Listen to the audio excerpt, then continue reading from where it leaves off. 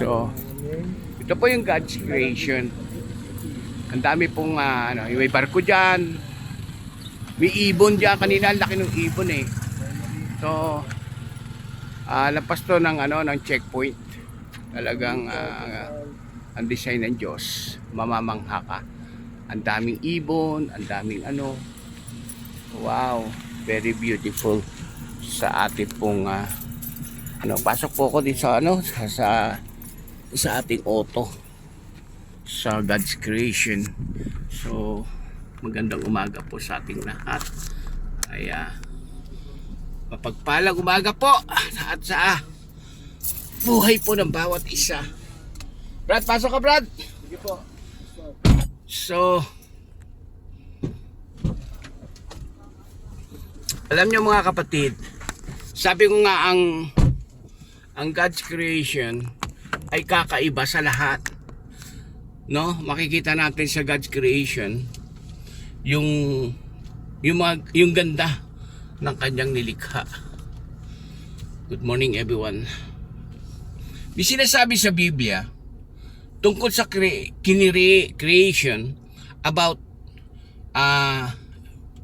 alam mo yung Brad, in Matthew 6:26 yung sa ibon. O sa ibon. Oo. May sinasabi ang Bible, Yes, na sinabi ni Jesus Christ, Mateo 6:26. Related din dito sa sinasabi natin eh. Sabi niya dito, masdan ninyo ang mga ibon. Okay. Oo. Hindi sila nagtatanim, ni ni umaani man, o kaya yung nagtitipon ng kamalig. Yun ang sabi ni Jesus eh. Yes. Ngunit pinapakain sila ng inyong amang Amen. Praise nasa God. langit. So ibig sabihin ng ating Panginoong Jesucristo. So yung design niya sa kanyang nilalang, maging ang ibon, ay hindi nagtatanim, hindi umaani, hindi nagtitipon sa kamalig, ngunit pinapakain sila ng inyong amang nasa langit. Amen. Pero ito yung napakaganda sinabi ng ating Panginoong Jesucristo. Hindi ba't mas mahalaga kayo kaysa sa ibon? Yes. Wow. Amen. Praise God. Kahit gaano kaganda pala ng design sa labas ng kinreate niya, ang dagat, ang ibon, ang langit, mas mahalaga pa rin ng tao. Amen. Praise God. Yes. Mahal na mahal tayo ng Diyos. So, ito ay isang pagpapala na binibigyan tayo ng paalala ng ating Diyos na siya yung nag-aalaga ng lahat, lalo na ang tao. Siyang tunay. Katulad nga ng ibon. Brad, yung katulad nga ibon, no? Yun. Sabi doon, hindi siya nag-iipon, nag-i-stock market. Yes. Pero ang ibon hindi rin nag-iisip ng mga kanyang kakainin eh. Amen. Hindi siya gumagawa ng mga bagay para iplano ng ang buhay niya. Alam mo yung year life plan? Yes. Yung parang ganon, Amen. no? Pero makikita natin na sinasabi ni Jesus, hindi sila pinababayaan ng ating amang nasa langit. Siyang tunay. Yun yung sinasabi ng ating Panginoon.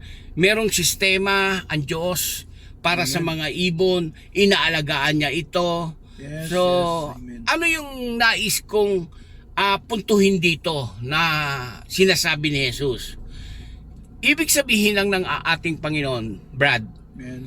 kung ang Diyos ay kayang alagaan ang mga ibon sa himpapawid, Hallelujah. lalo na kayang-kaya niyang alagaan tayo, Amen. na mga tayo. Siyang tunay.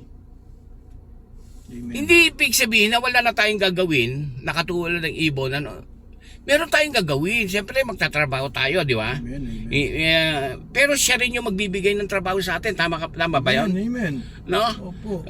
Siya yung talagang source of income natin. Amen. No? Maghahanap tayo, kikilos tayo.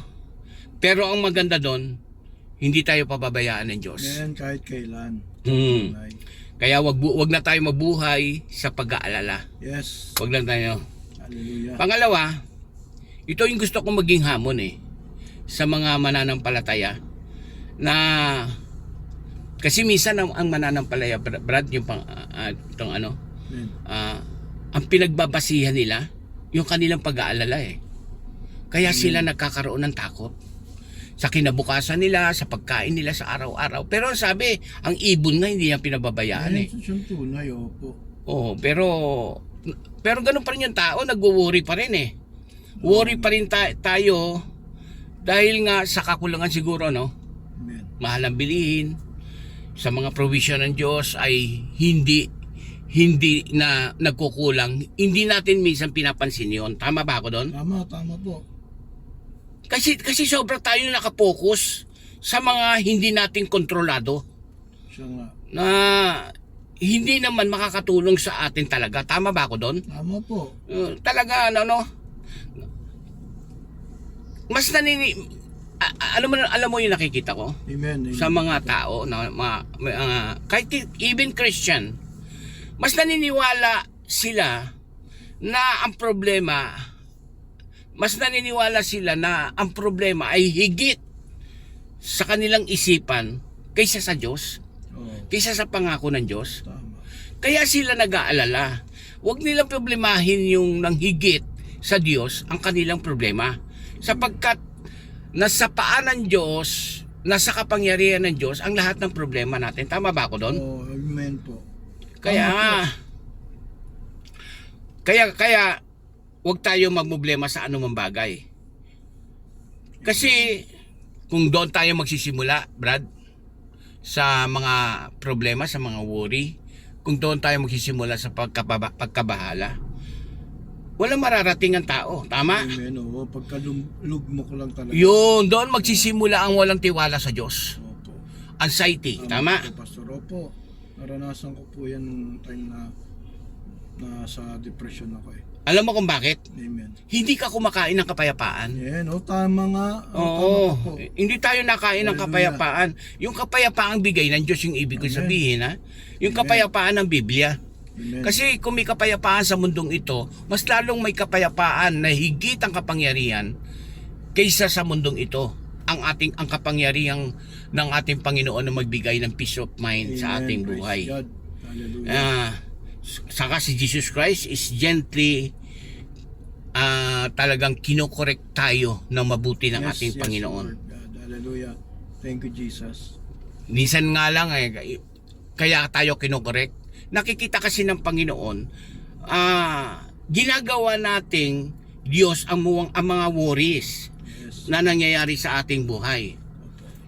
Hindi natin, number 3, hindi natin pinapansin yung kalakasan ng Diyos. Ang mas mahalaga sa atin, ang binigyan niyang pa nga example ang ibon mas mahalaga kayo kaysa sa ibon. Amen.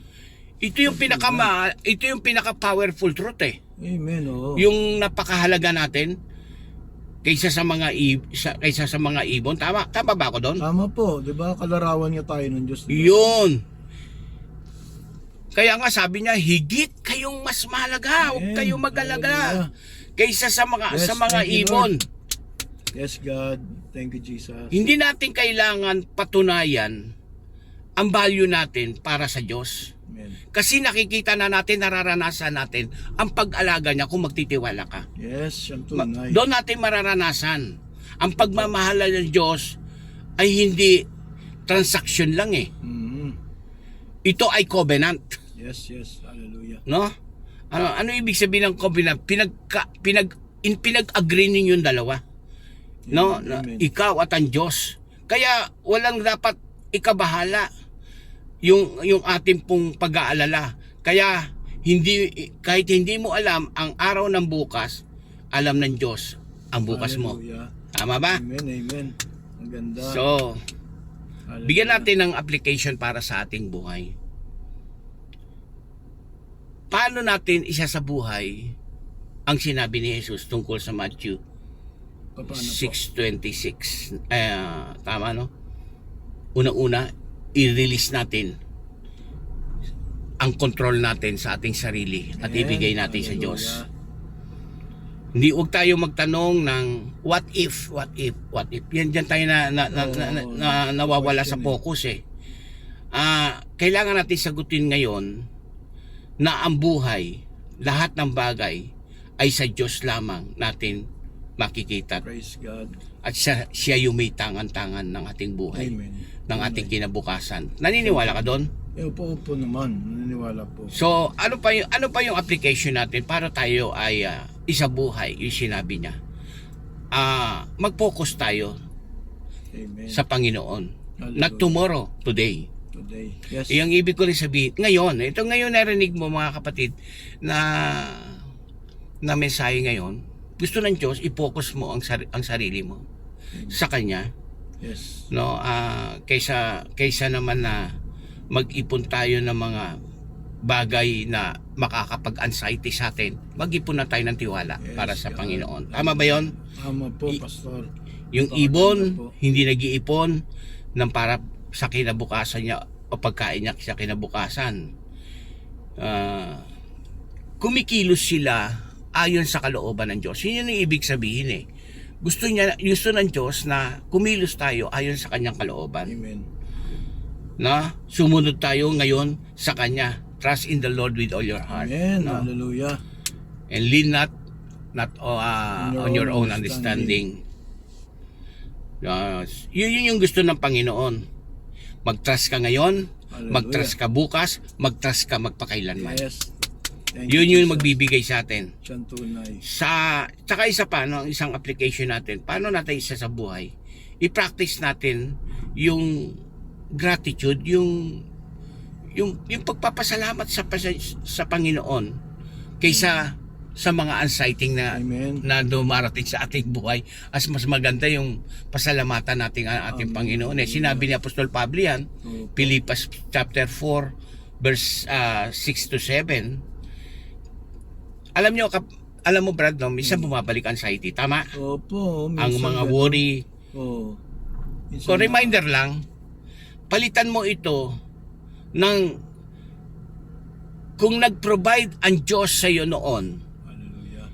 hindi imposible na magpo-provide pa rin ang Diyos ngayon. Amen. Naranasan ko po yan, Pastor. Yeah. Hallelujah. At magpo-provide din ang Diyos para bukas. Amen. Magpo-provide ang Diyos habang panahon na ikay nabubuhay. Siyang tunay. Hallelujah. Yung tiwala natin, ang ibig ko lang sabihin, Brad, yung tiwala natin sa Kanya, huwag natin walain. Sayang eh. Amen talaga po. Kung meron mga napakagandang oportunidad na ibibigay ang Diyos, walang iba kundi ang Kanyang pangako. Hallelujah. At yung Kanyang pangako, hindi yan napapako. Amen. No? Ano ang yung last? Ang pinaka-last para isabuhay natin, pray honestly. Amen. Huwag mawawala sa buhay natin ang pagpapanalangin. Pagdarasal sa Kanya sa araw-araw. Hindi natin kailangan, hindi mo dapat kailangan magpanggap sa Diyos na sabihin mo, Lord, sabihin mo, Lord, okay ako pero hindi naman okay. Mas maigi yung Dapat sinasabi. sa ating pag-pray, sabihin natin, Lord, nasa anxious ako ngayon.